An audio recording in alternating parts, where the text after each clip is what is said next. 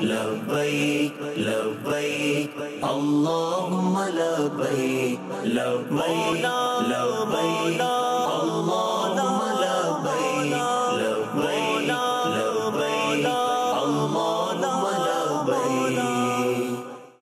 الحمد لله رب العالمين والصلاة والسلام على سيد المرسلين أما بعد فأعوذ بالله من الشيطان الرجيم بسم الله الرحمن الرحيم الصلاة والسلام عليك يا رسول الله وعلى آلك وصحابك يا حبيب الله الصلاة والسلام عليك يا نبي الله وعلى آلك وصحابك يا نور الله.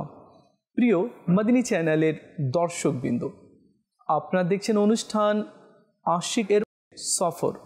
এই অনুষ্ঠানে আমরা আশিকে রসুলদের, আল্লাহ ওয়ালাদের সফর নিয়ে আলোচনা করে থাকি।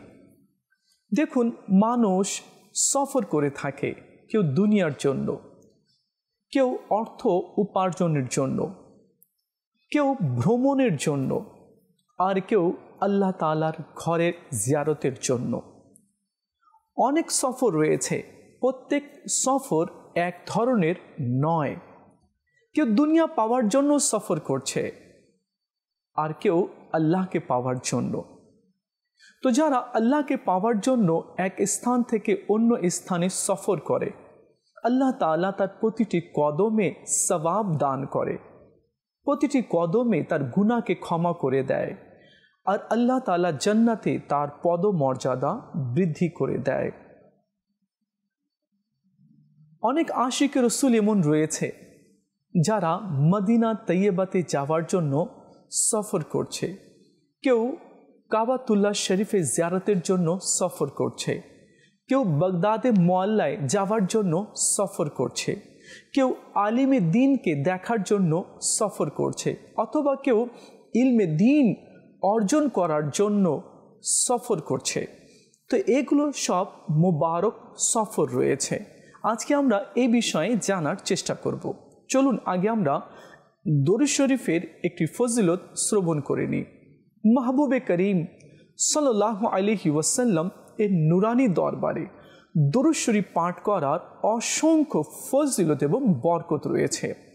আল্লাহ নবী সাল্লাল্লাহু আলাইহি ওয়াসাল্লাম ইরশাদ করেছেন, যে ব্যক্তি জুমার দিনে আমার উপরে ৮০ বার দরুদ পড়বে, আল্লাহ তাআলা তার ৮০ বছরের গুনাহকে ক্ষমা করে দিবে। আসুন আমরা নিয়ত করি, এখন থেকে আমরাও বেশি পরিমাণে দরুদ পড়ব। সাল্লু আলাল হাবিব সাল্লাল্লাহু তাআলা আলা মুহাম্মদ সাল্লাল্লাহু আলাইহি ওয়াসাল্লাম। প্রিয় ইসলামী ভাইয়েরা, কোনো গ্রামে বা কোনো ঘরে কোনো নেক বান্দা থাকে, আল্লাহ ওয়ালা যদি থাকে, তো ওই নেক বান্দার ওসিলায় আল্লাহ তাআলা অন্যান্য গ্রামবাসীদের উপরেও রহমত অবতীর্ণ করে। অনেক সময় দেখা যায় কি বাবা নেক আছে, পরহেজগার, দিনদার, আল্লাহওয়ালা আছে, হারামের দিকে অগ্রসর হয় না, রিজকে হালাল অর্জন করে, খুবই অনেস্ট।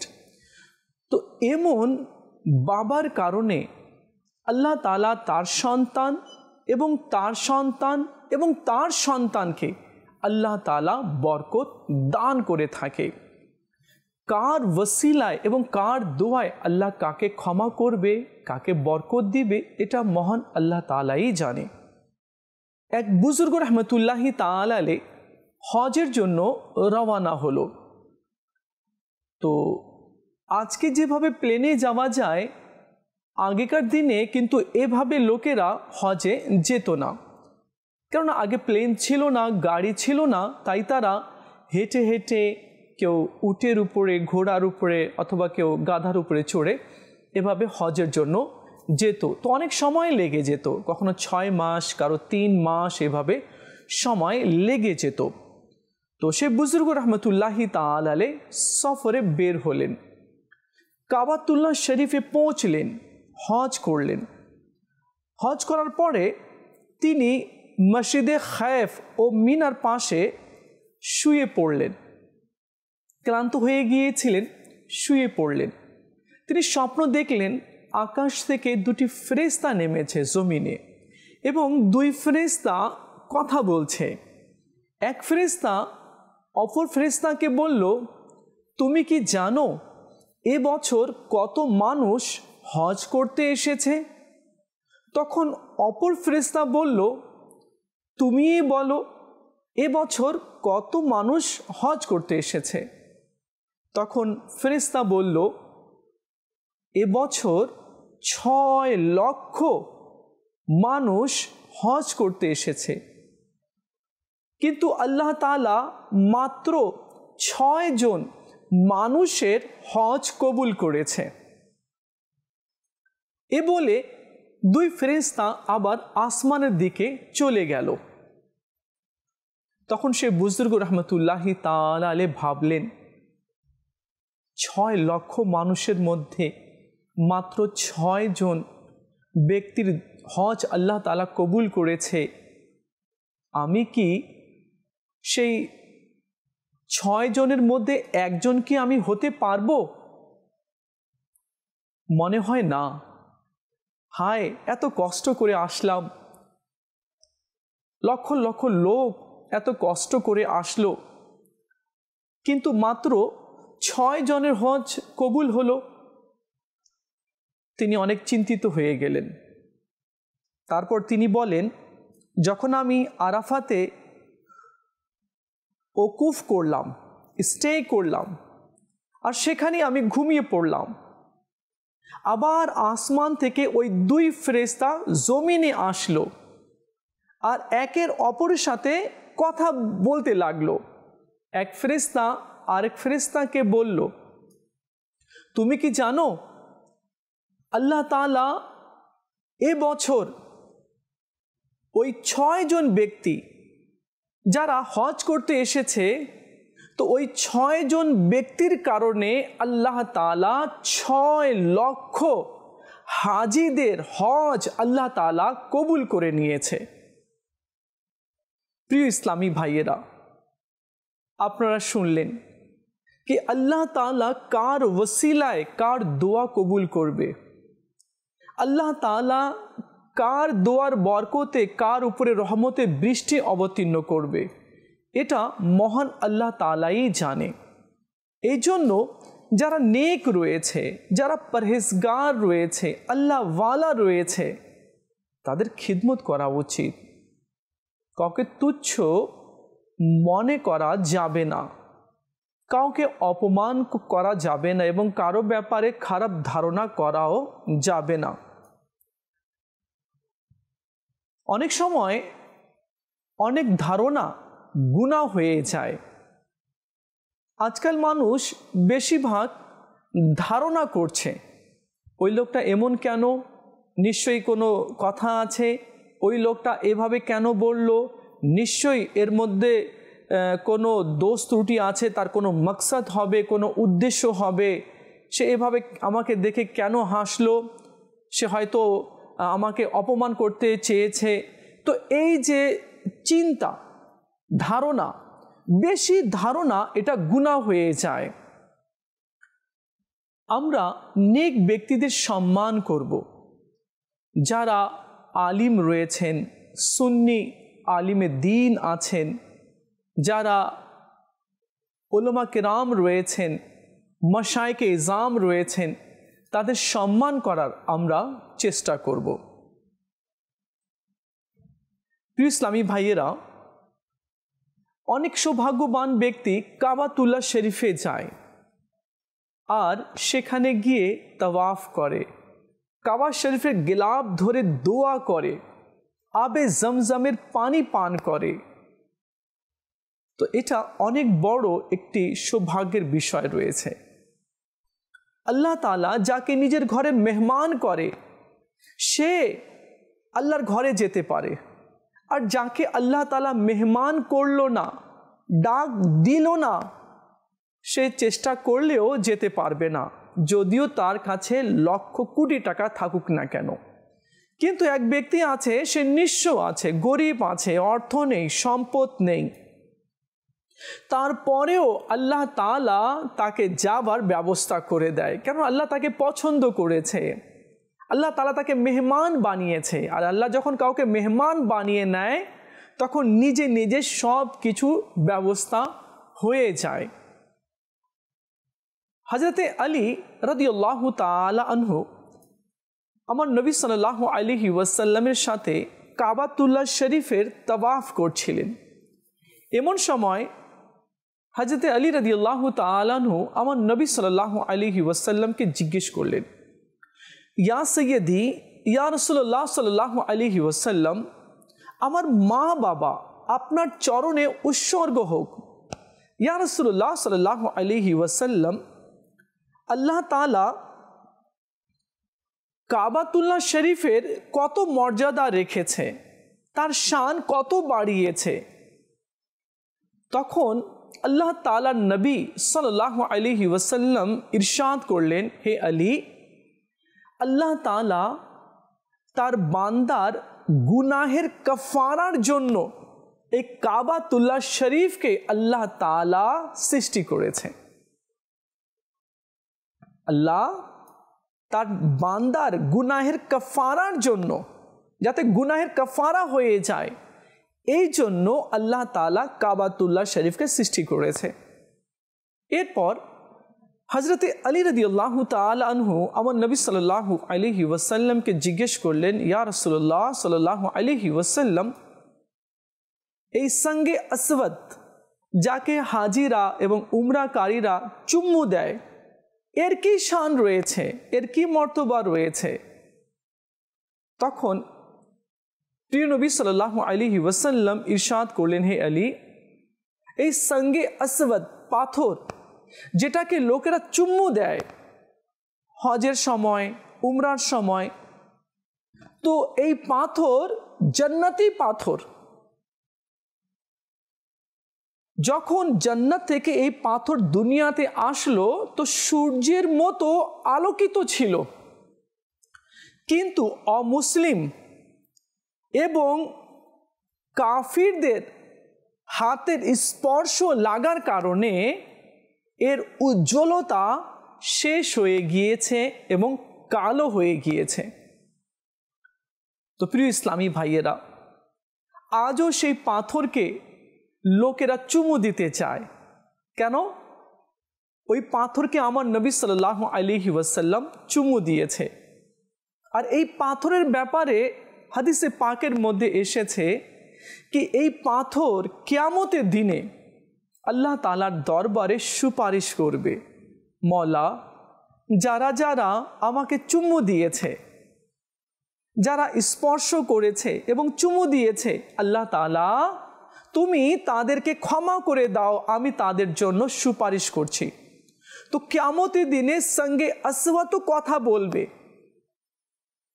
আর যারা সঙ্গে আসওয়াদকে ভালোবেসে ওই পাথরকে চুমু দিয়েছে, ওই পাথর ওই সমস্ত ব্যক্তিদের শাফাত করবে, সুপারিশ করবে। প্রিয় ইসলামী ভাইয়েরা, অনেক সৌভাগ্যবান ব্যক্তিরা চুমু দিতে অনেক চেষ্টা করে, আর যারা চুমু দিতে পেরেছে সে জান্নাতের পাথরকে চুমু দিয়েছে। আর যে ব্যক্তি চুমু দেয় তার গুনাহগুলো আল্লাহ তাআলা ক্ষমা করে দেয়। আব্দুল্লাহ বিন মুবারক রহমতুল্লাহি তাআলা আলাইহি অনেক বড় ইমাম এবং অনেক বড় আল্লাহর ওয়ালি তিনি।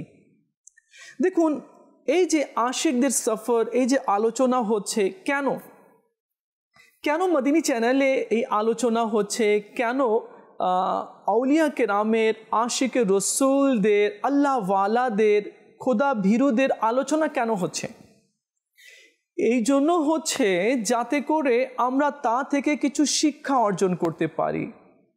তাদের যে আচরণ, তাদের যে চলাফেরা, তাদের যে আখলাক, এগুলো যাতে আমাদের মাঝে কনভার্ট হয়ে যায়, আমরাও যাতে নকল করতে সক্ষম হয়ে যাই, আমরাও যাতে নেক এবং পরহেজগার হয়ে যাই। আল্লাহওয়ালা যখন দোয়া করে তো আল্লাহ তাআলা তাদের দোয়াকে কবুল করে নেয়। তারা যা চায় আল্লাহ তাআলা দান করে দেয়। তাদের দোয়া এমন যেমন মুস্তাজাবুদ দাওয়াত, হাত উপরেই আছে, দোয়া শেষ হওয়ার আগেই আল্লাহ তাআলা কবুল করে নেয়। কেন? এই জন্য যারা আল্লাহর হয়ে যায়, আল্লাহ তার হয়ে যায়। আর এই সমস্ত আল্লাহওয়ালারা জানেন कि এই দুনিয়া ধোঁকা আছে, দুনিয়ার ফিতনাতে যে পড়েছে, দুনিয়ার বেড়া জালে যে আবদ্ধ হয়ে গিয়েছে, দুনিয়ার মোহ, দুনিয়ার ভালোবাসাতে যে পড়ে গিয়েছে, সে ধ্বংস হয়ে গিয়েছে। আর যারা এই দুনিয়ার মোহ, ভালোবাসা এবং এই জাল থেকে যে বের হয়ে আল্লাহ তাআলার প্রেমিক এবং আল্লাহ তাআলার ওয়ালি যে হতে পেরেছে, সে এই দুনিয়া বলুন, কবরের জগৎ বলুন, হাসরের ময়দান বলুন, এই তিন জায়গাতেই সে কামিয়াব হয়ে যাবে। এবং কিয়ামতের দিনে এমন ব্যক্তিকে আল্লাহ তাআলা জান্নাতি দুলহা বানিয়ে জান্নাতে প্রবেশ করে দিবে। আব্দুল্লাহ বিন মুবারক রহমতুল্লাহি তাআলা আলাইহি কোরআনে মজিদ ফুরকানে হামিদের তিলাওয়াত করতেন, রাত্রে উঠে নামাজ পড়তেন, দিনে রোজা রাখতেন, আর আল্লাহর মখলুকদের খিদমত করতেন। মানুষ কিভাবে ভালো থাকতে পারে তা নিয়ে চিন্তা ভাবনা করতেন। মানুষের কষ্টে তিনি পাশে এসে দাঁড়াতেন। তিনি হজে যাবেন, প্রস্তুতি নিলেন, টাকা পয়সা নিলেন, হজের সামগ্রীগুলো নিজের সাথে নিয়ে নিলেন, রওয়ানা হচ্ছেন। যেতে যেতে পথে এক মহিলা পর্দা করে হযরত সৈয়দনা আব্দুল্লাহ বিন মুবারক রহমতুল্লাহি তাআলা আলাইহির কাছে নিজের চাদর এভাবে অগ্রসর করে দিল, চাদর প্রসারিত করে দিল আর বলল, হুজুর, আমি অনেক ক্ষুধার্ত আছি, সৈয়দ জাদি রয়েছি, অর্থাৎ সৈয়দ বংশের মধ্যে থেকে রয়েছি, আমার বাড়িতে কয়েকটি মেয়ে রয়েছে, তাদের পরনে তেমন কোনো কাপড় নেই ভালো, কি তারা কাপড়ের মধ্যে আবদ্ধ হতে পারে, এবং তারা কয়েকদিন থেকে ক্ষুধার্ত রয়েছে। না পেরে আমি আপনার কাছে হাত পেতেছি। হযরত সৈয়দনা আব্দুল্লাহ বিন মুবারক রহমতুল্লাহি তাআলা আলাইহি সেই মহিলার এই কথা শুনে কাঁদতে লাগলেন। বলেন, সৈয়দ জাদি আছে, না পেরে ঘর থেকে বের হয়েছে, বাচ্চারা ক্ষুধার জ্বালায় ঘরে কান্না করছে, তার কাছে যত টাকা পয়সা ছিল সব সেই মহিলার চাদরে দিয়ে দিল। আর তিনি বললেন, এগুলো নিয়ে নিন, এগুলো কবুল করুন, তাড়াতাড়ি বাড়িতে যান আর নিজের সন্তানকে কিছু খাবার রান্না করে তাদের মুখে তুলে দিন।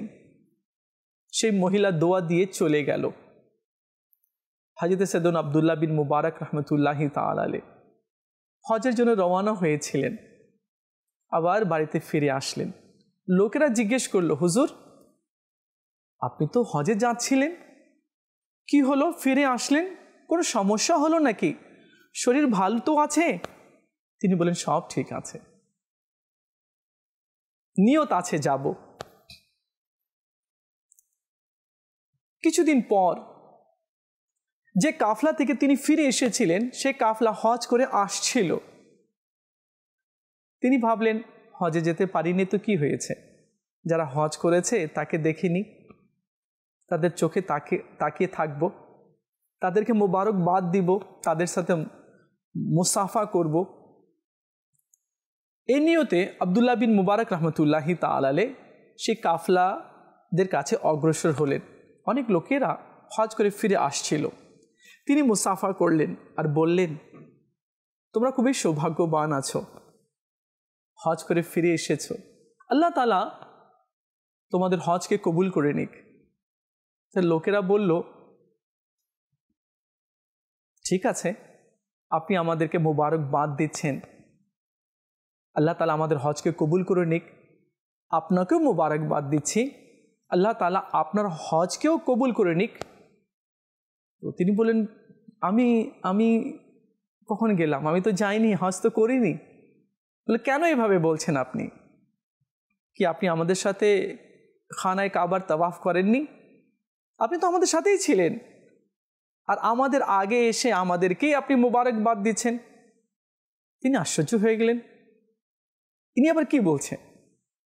যাই হোক, তিনি অন্য হাজির সাথে আবার মুলাকাত করছেন। তিনি সালাম করলেন, মুসাফা করলেন, আর বললেন, আল্লাহ তাআলা আপনার হজকে কবুল করে নিক। তো ওই ব্যক্তিও বলছে, আপনি আমাদেরকে মোবারকবাদ দিচ্ছেন, আমরাও আপনাকে মোবারকবাদ দিচ্ছি, আল্লাহ তাআলা আপনার হজকেও কবুল করে নিক। বলে, ভাই আমি তো যাইনি। বলে, কেন? আমাদের সাথে কি মিনায় ছিলেন না? মুজদালিফায় কি ছিলেন না? মদিনাতেও ছিলেন আপনি আমাদের সাথে? তিনি আশ্চর্য হয়ে গেলেন, সবাই একই কথা বলছে। তিনি ফিরে আসলেন বাড়িতে, রাত্রে নামাজ পড়ে ঘুমিয়ে পড়লেন। আমার নবী সাল্লাল্লাহু আলাইহি ওয়াসাল্লাম স্বপ্নে আসলেন আর বললেন, হে আব্দুল্লাহ বিন মুবারক রাহমাতুল্লাহি তাআলা আলাইহি, তুমি আর কত প্রমাণ চাও? তখন তিনি বললেন, ইয়া রাসূলুল্লাহ, সবাই এভাবে বলছে, আমি তো যাইনি, আমি তো নিজের শহরে আছি। তখন আমার নবী সাল্লাল্লাহু আলাইহি ওয়াসাল্লাম ইরশাদ করলেন, হে আব্দুল্লাহ বিন মুবারক রাহমাতুল্লাহি তাআলা আলাইহি, তুমি যখন সৈয়দ বংশীয় মহিলাকে দান করলে, তার অভাবকে দূর করলে, তার মুখে হাসি ফুটালে, তো আমি দোয়া করেছিলাম, হে আল্লাহ, এর প্রতিদান তাকে দান করে দাও তাড়াতাড়ি। তখন আল্লাহ তাআলা তোমার সূরাতে এক ফেরেশতা সৃষ্টি করেছে, যে তোমার সূরাতে হজ করেছে, যাতে করে এই হজের প্রতিদান তুমি পেয়ে যাও, আর তুমি চাইলে উমরা করতে পারো। প্রিয় ইসলামী ভাইরা আর মদিনী চ্যানেলের দর্শকবৃন্দ, আপনারা শুনলেন, আল্লাহ তাআলা মানুষের মন দেখে, कि সে মখলুকের প্রতি, ইনসানের প্রতি, মানুষের প্রতি কত দুর্বল, কত খিদমত করছে সে, কত তার দুঃখে কষ্টে অভাবে সে পাশে দাঁড়াচ্ছে। আল্লাহ এটা দেখে, আর এই আমলকে আল্লাহ তাআলা পছন্দ করে। আসুন আমরা নিয়ত করে নিই, মানুষ মানুষের জন্য।